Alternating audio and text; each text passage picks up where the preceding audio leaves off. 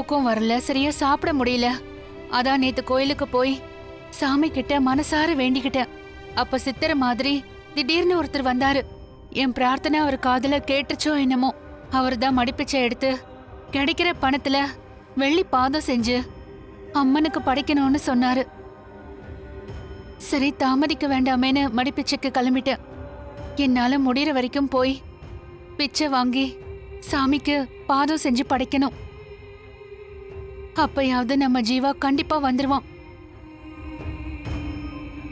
ஏன் அண்ணி, அந்த கதிர் தான் ஜீவான்னு போனா சொன்னாங்க. இவங்க என்னடானா ஜீவாவை தேடி கண்டுபிடிக்க மடிப்பிச்சு எடுக்க போறாங்க. ஐயோ பார்வதி, புதுசா நடக்கிற மாதிரி கேக்குற. திடீர்னு இந்த வீட்ல புதுசா ஏதாவது சொல்லிட்டு தான் இருப்பாங்க. என்ன பத்மா, அவ ஒரு வேண்டுதலுக்காக கிளம்பிட்டு இருக்கா. நீங்க ஏன் சிரிச்சுட்டு இருக்கீங்க? இல்லைண்ணே, மடிப்பிச்சை எடுத்து பாதம் செஞ்சு வச்சுட்டா மட்டும் இத்தனை வருஷமா வராத ஜீவா வந்துடவா போறான்? எனக்கு என்னமோ இது தேவையில்லாத வேலைன்னு தோணுது. தேவையில்லாத வேலைன்னு சொல்றதுக்கு நீங்க யாரு? அவளுக்கு ஒரு நம்பிக்கை இருக்கு. நம்மால முடியாத காரியங்களை நம்ம தெய்வத்துக்கிட்ட தான் முறையிட முடியும். தெய்வம் நடத்தி வைக்கும். அவ பாதம் செஞ்சு வச்சா ஜீவா வந்துருவான்னு அவன் நம்புறா. அந்த நம்பிக்கையை நீங்க குறை சொல்லக்கூடாது. ஜானகி, நீ போயிட்டு வா. எல்லாமே நல்லபடியா முடியும்.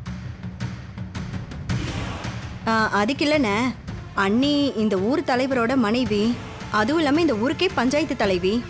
இவங்க போய் இப்படி தெரு தெருவா மடிப்பிச்சை கேட்டுட்டு இருந்தா நல்லாவா இருக்கும்? உயர்ந்த பதவிகள்ல இருக்கிற பல பேர் கோயில் கோயிலா போறத நீ பார்த்ததில்ல? கடவுளுக்கு முன்னாடி மனுஷங்க பதவி பட்டம் இதெல்லாம் ஒண்ணுமே இல்ல. ஜீவா இன்னும் வராதது எனக்கு அவ்வளவு வேதனையா இருக்கு. ஜீவா வர தாமதமாக வீட்ல ஏதாவது பிரச்சனை அதிகமாகுமோ, இல்ல புதுசா ஏதாவது பிரச்சனை வந்துருமோன்னு எனக்கு பதட்டமா இருக்கு.